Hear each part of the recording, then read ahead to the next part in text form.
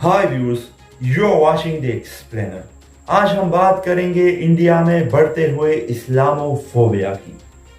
आज से तकरीबन 10 या 12 दिन पहले भारतीय जनता पार्टी, जो कि इंडिया की रूलिंग पार्टी है, उसके एक नेशनल स्पोक्स पर्सन यानी कि कौमी तर्जुमान जिसका नाम नूपुर शर्मा है, उसकी जानिब से एक टीवी शो के डिबेट में मुसलमानों के prophet peace be upon him के बारे में कुछ ब्लास्फेमस रिमार्क्स पेश किए जाते हैं और उन रिमार्क्स को भारतीय जनता पार्टी के दिल्ली के मीडिया सेल के हेड नवीन कुमार की जानिब से ट्विटर पर शेयर किया जाता है। जब ये बात इंटरनेशनल मीडिया तक पहुंचती है, मुस्लिम वर्ल्ड तक पहुंचती है, तो कुवैत, कतर, पाकिस्तान और ईरान इंडियन जो वहाँ के सफ़ीर होते हैं उनको बुलाकर अपना एहतजाज रिकॉर्ड करते हैं। सऊदीया भी इस चीज़ की कंडेमनेशन करते हैं। इसके साथ साथ OIC मुसलमान 57 इस्लामिक कंट्रीज की जो ऑर्गेनाइजेशन है, उसकी जानिब से भी इंडिया पे प्रेशर बिल्ड किया जाता है और इस चीज़ को लेकर ट्विटर पर अब भी टॉप ट्रेंड्स चलाए जा रहे हैं इस ब्लास्फेमस एक्ट के खिलाफ और इंडियन गवर्नमेंट को क्रिटिसाइज किया जा रहा है। कतर में अनऑफिशियली मुख्तलिफ स्टोर्स पर इंडियन प्रोडक्ट्स का बाइकाट किया जा रहा है। बांग्लादेश में इसके खिलाफ एहतजाज किए जा रहे हैं। पाकिस्तान में इसके खिलाफ ट्विटर्स पर ट्रेंड चलाए जा रहे हैं। पाकिस्तान के प्राइम मिनिस्टर शहबाज शरीफ की जानिब से इस एक्ट को कंडेम किया गया और ट्विटर पर और इंटरनेशनल मीडिया पर यह पैगाम इंडिया को दिया गया कि वो इस तरह के ब्लास्फेमस एक्ट से बाज रहें और वो इंटरनेशनली इस चीज की माफी मांगे। जब इंटरनेशनल प्रेशर इंडिया पे बढ़ता है तो भारतीय जनता पार्टी की जानिब से उनके इन दो रहनुमाओं के खिलाफ, इन दो मेंबर्स के खिलाफ एक्शन ली जाती है। एक मेंबर को सस्पेंड किया जाता है और दूसरे मेंबर की पार्टी मेंबरशिप खत्म कर दी जाती है। लेकिन अब भी इंटरनेशनल मीडिया पर और मुस्लिम कंट्रीज की जानिब से यह बात की जा रही है कि इंडिया एनफ स्टेप्स लें, इनको सजाएं दे और इंटरनेशनली इस चीज को कंडेम करें। अगर हम देखें तो इंडिया की तारीख इन जैसे वाकयात से भरी हुई है। इंडियन कॉन्स्टिट्यूशन में सेकुलरिज्म को एक खास मकाम हासिल है। इंडियन कंट्री को सेकुलर कंट्री डिक्लेयर किया गया है, लेकिन हकीकी मानों में वहां की गवर्नमेंट और वहां की कुछ पॉलिटिकल पार्टीज इसके खिलाफ जा रही है और वहां पर माइनॉरिटीज की प्रोसिक्यूशन की जा रही है। उनके खिलाफ ऐसे इकदाम उठाए जाते हैं कि न सिर्फ उनकी दिल आजारी की जाती है बल्कि उनका कत्ले आम किया जाता है। इंडिया में RSS जो कि एक वॉलंटरी नेशनल ऑर्गेनाइजेशन है और इसके साथ साथ भारतीय जनता पार्टी और साथ साथ वहां की हिंदुत्व आइडियोलॉजी, ये तीन चीजें आपस में इंटरकनेक्टेड है और इनका एक ही मकसद है कि इंडिया में हिंदुइज्म को प्रमोट किया जाए और वहां पर जो माइनॉरिटीज है ना, वो इन हिंदूज के नीचे काम करे, हिंदूज उस पर डोमिनेंट रहें, उनकी प्रोसिक्यूशन करे, उनका कत्लेआम करे और इंटरनेशनली भी ये जो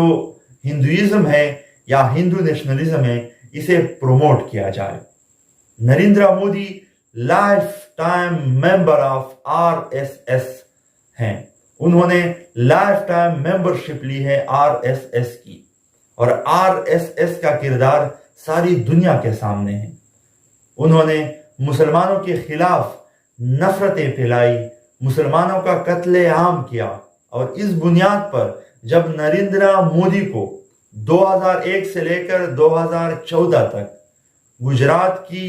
CM-शिप मिलती है, वो गुजरात के चीफ मिनिस्टर बनते हैं, तो वो मुस्लिम को वहां पर कत्ल करते हैं और हजारों की तादाद में मुसलमानों का कत्ले आम किया जाता है, जेनोसाइड किया जाता है। इसके साथ साथ अगर हम देखें तो बाबरी मस्जिद का इंसिडेंट भी हमारे सामने है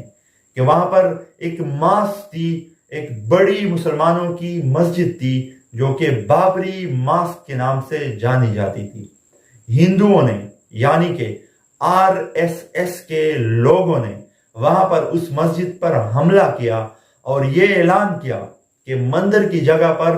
مسجد تعمیر کی گئی۔ مسلمان اس کے خلاف احتجاج کرتے ہیں، کورٹس یعنی کہ عدالتوں کا رخ کرتے ہیں، لیکن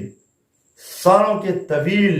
وہاں پر پروسیڈنگ کے بعد یہ فیصلہ دیا جاتا ہے کہ یہاں پر مندر تعمیر کی جائے گی۔ یوں انڈین جوڈیشری بھی ہندوازم کو پروموٹ کرنے میں ملوث پائی جاتی ہے، اور یہ انٹرنیشنل میڈیا اور وہاں پر مسلم کمیونٹیز کی طرف سے کہا جا رہا ہے۔ یوں اگر ہم دیکھیں تو ریسنٹلی 2022 میں کرناٹکا اسٹیٹ میں مسلمان لڑکیوں کے حجاب پر پابندیاں لگائی گئی، اور وہاں پر آپ لوگوں نے دیکھا کہ ایک اسکول میں ایک مسلم لیڈی نے، گرل نے وہاں پر احتجاج ریکارڈ کیا، اور ساتھ ساتھ سینکڑوں کی تعداد میں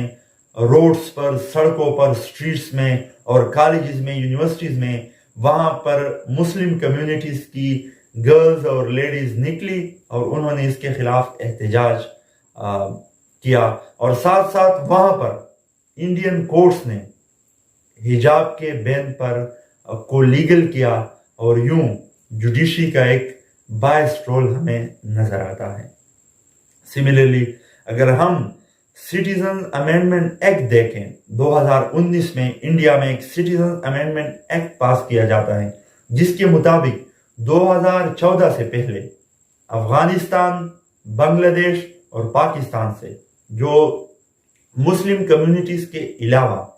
کرسچین کمیونٹیز، ہندوز اور دیگر کمیونٹیز، دیگر مذاہب کے لوگ انڈیا میں اگر 2014 سے پہلے وہاں پر گئے ہیں اور انہوں نے وہاں پر پناہ لی ہے، یعنی کہ وہاں کی سٹیزن کے لیے اپلائی کیا ہے، تو ان کو سٹیزن شپ دی جائے گی۔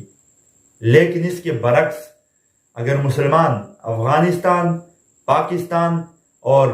بنگلہ دیش سے انڈیا میں 2014 سے پہلے آئے ہیں تو ان کو سٹیزن شپ نہیں دی جائے گی۔ اس طرح سے ایک بائسڈ رویہ وہاں پر، ایک بائسڈ اپروچ ہمیں حکومت کی لیول پر بھی دکھائی دیتا ہے، کیونکہ سوسائٹل لیول پر، نیچے طبقے پر مسلمانوں کے خلاف نفرت پائی جاتی ہے، مسلمانوں کو گاجر مولی کی طرح کاٹا جاتا ہے۔ یوں حکومت کی سطح پر بھی مسلمانوں کے خلاف بائسڈ رویہ پایا جاتا ہے، اور ساتھ ساتھ وہاں کی جوڈیشری اور دیگر انسٹیٹیوشن بھی مسلمانوں کی پرسیکیوشن کر رہے ہیں، ان کی پروٹیکشن میں کچھ خاص اقدامات نہیں اٹھا رہے۔ ساتھ ساتھ جب انٹرنیشنل پریشر بڑھتا ہے انڈیا پہ تو کچھ حد تک اس چیز کو روکتے ہیں، لیکن اب انڈیا نے اپنے تعلقات مسلم ورلڈ تک ایکسٹینڈ کرنے کے لیے انیشیٹو لیا۔ آپ لوگوں نے دیکھا کہ نریندر مودی نے سعودی عربیہ کا وزٹ کیا، ساتھ ساتھ قطر کا اور دیگر مسلم سٹیٹ کے ساتھ وہ اپنے ٹائز بڑھا رہے ہیں، ایران کے ساتھ کوآپریشن کر رہے تھے، چابہار پورٹ پہ کام کر رہے تھے، لیکن اس طرح کے اسلامو فوبک سینٹیمنٹس کی وجہ سے اب یہ چیز کھل کر دنیا کے سامنے آ رہی ہے، اور انڈیا ان چیزوں میں اگر اور بھی ملوث پایا جاتا ہے تو نہ صرف ڈومیسٹک لیول پر مسلم کمیونٹیز کی جانب سے ان پہ پریشر بڑھے گا، بلکہ انٹرنیشنلی بھی مسلم ورلڈز کی جانب سے، انٹرنیشنل آرگنائزیشن کی جانب سے، انٹرنیشنل میڈیا کی جانب سے انڈیا پہ پریشر بڑھے گا۔ اب یہ صورتحال گمبھیر ہوتے چلے جا رہے ہیں، اور انڈیا کو اس کے بارے میں کچھ ایکٹ لینا ہوں گے۔